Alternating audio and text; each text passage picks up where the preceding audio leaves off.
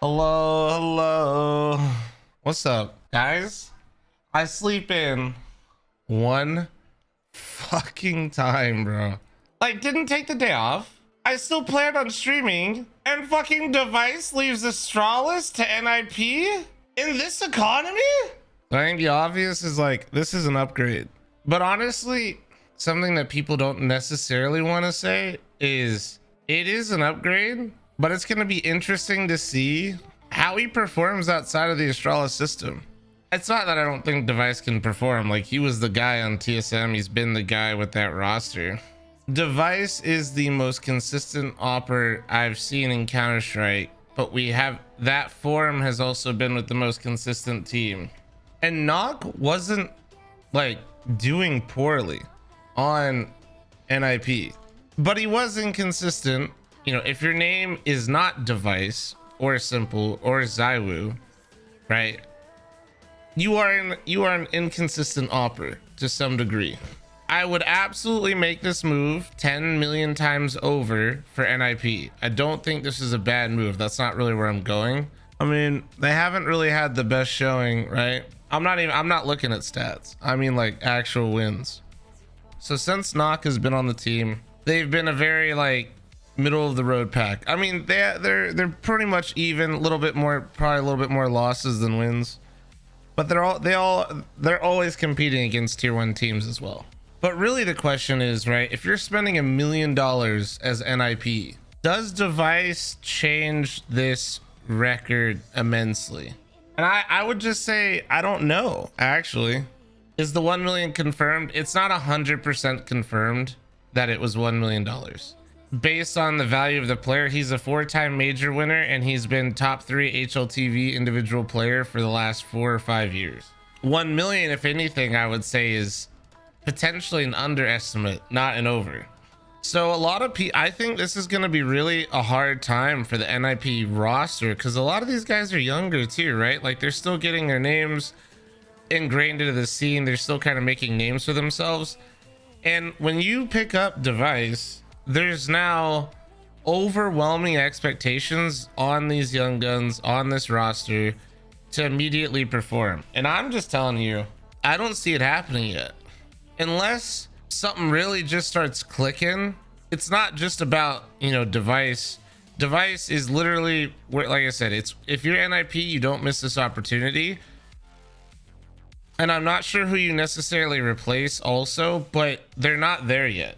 I think this was an opportunity that the organization couldn't miss out on, so I understand why they did it. I don't know if this is gonna catapult NIP into some elite status of a team though. It's gonna be interesting because I think it hinges on 2 things. The most important one is Device joining the team, potentially like elevating the players around him. Some of the best players in the world elevate players around you. That is what they do, right? So that's number 1. Number 2 is Device outside of the Astralis system. Does he make more impact outside of that system, right? Being able to rely more on individual talent, or less? I think another interesting thing to talk about is it's been rumored that the Astralis lineup, all of their contracts, not 1, not 2, not 3, all of their contracts are up at the end of the year. So if I'm NIP right now, I just signed Device. I wait, I see if my roster elevates their game after signing Device, and then as the team develops, maybe revisit another conversation with one of the players from Astralis.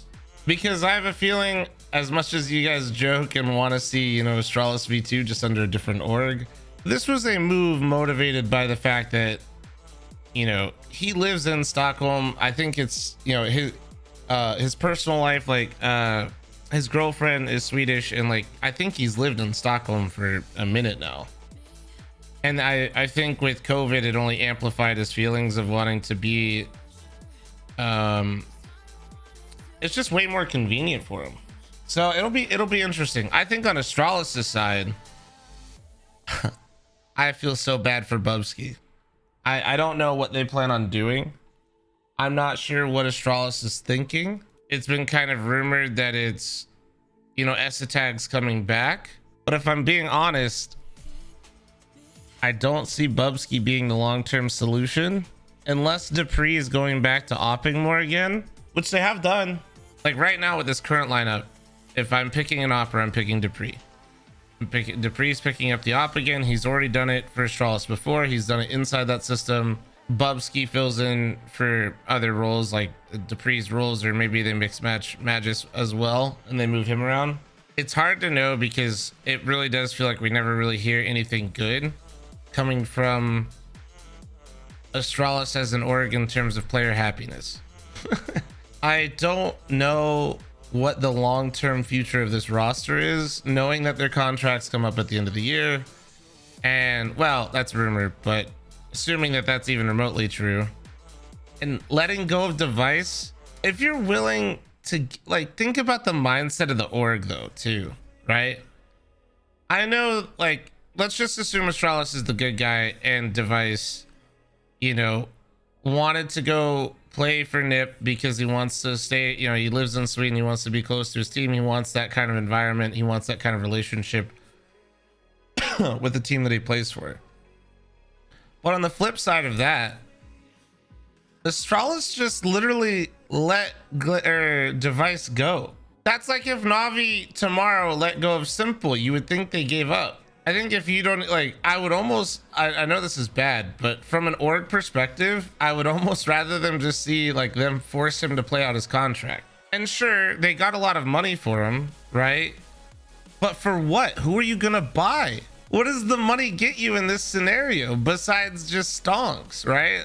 It's what purpose does, we'll just say the rumor of $1 million for Device, what purpose does that serve besides just lining your pockets a bit to make it not feel as bad? This makes me excited to see Astralis's next match though. I think we'll have a lot of insight.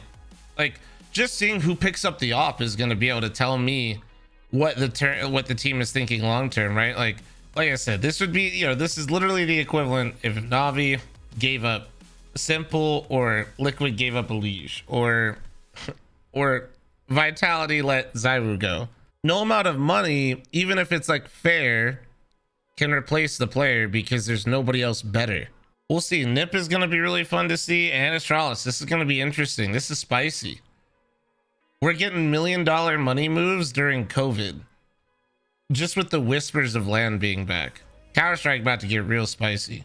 What about Cadian to Astralis? If I'm Cadian right now, I'm not leaving my team. It would be such a mistake if Cadian left Heroic. And you know, you'll say why, right? The reason why is instability. It's for all the reasons I listed. You don't think Cadian knows that? It would be potentially career suicide for Cadian to do that, right? Imagine you get signed to Astralis' Cadian. You come in, you play for how many months we got left? Like 6 months? And then imagine if all 4 players just left. Props to NiP for having the balls to go after and make it happen. But also, flip side, man, it's going to be really interesting to see just what Astralis intends to do and what their long-term outlook looks like. The truth, Rob, is that I'm going to Astralis. What'd you say? The truth is that I'm going to Astralis. No, I believe it. I actually would believe it. Clip it, ship it, top to the right, baby.